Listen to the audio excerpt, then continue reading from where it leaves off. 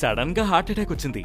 ఎవరికైనా గుండెపోటొస్తే తరచూ వినిపించే డైలాగ్ ఇది. అయితే కార్డియాక్ అరెస్ట్ సడన్ గా వస్తుందేమో కానీ ఈ హార్ట్ అటాక్ ఏమీ సడన్ గా రాదని, 50% కేసుల్లో అది ముందు నుంచే మనకి వార్నింగ్ ఇస్తూ ఉంటుందని వైద్యులు చెబుతున్నారు. ఫస్ట్, హార్ట్ అటాక్ కు కార్డియాక్ అరెస్ట్ కు ఉన్న డిఫరెన్స్ ఏంటో చూద్దాం. మీ బ్లడ్ ఫ్లోలో ఏదైనా బ్లాకేజ్ ఏర్పడితే అది హార్ట్ అటాక్ కు కారణమవుతుంది. అప్పుడు చెస్ట్ పెయిన్, అనీజీగా ఉండటం, ఊపిరి తీసుకోలేకపోవడం వంటివి దీని లక్షణాలు. లేట్ అవుతున్న కొద్దీ ఈ లక్షణాల తీవ్రత పెరుగుతుంది. కార్డియాక్ అరెస్ట్ అంటే హార్ట్ లో ఓ చిన్న ఎలక్ట్రిక్ మాల్ ఫంక్షన్ జరుగుతుంది. దీనివల్ల గుండె ఆగిపోతుంది. ఈ టైంలో సిపిఆర్ లేదా డీఫిబ్రిలేషన్ చేయడం ద్వారా పేషెంట్ ని బతికించే ఛాన్స్ ఉంటుంది. ఇందులో మీకు పెద్దగా లక్షణాలు కనిపించవు. కానీ హార్ట్ అటాక్ విషయంలో అలా కాదు. మీకు కొన్ని వారాలు లేదా నెలల ముందు నుంచే గుండె మీకు వార్నింగ్ ఇస్తుంది. తగిన రెస్ట్ ఉన్నా కూడా ఎక్కువగా అలసిపోతుండటం, చెస్ట్ పట్టేసినట్టుండడం, నార్మల్ టాస్క్ తీసుకున్నా కూడా ఊపిరి తీసుకునేందుకు ఇబ్బంది పడడం, తరచూ నిద్ర మధ్యలో మెలకువ రావడం, తరచూ ఇండైజేషన్ కు గురి కావడం వంటివి వీటి లక్షణాలు. మెడ,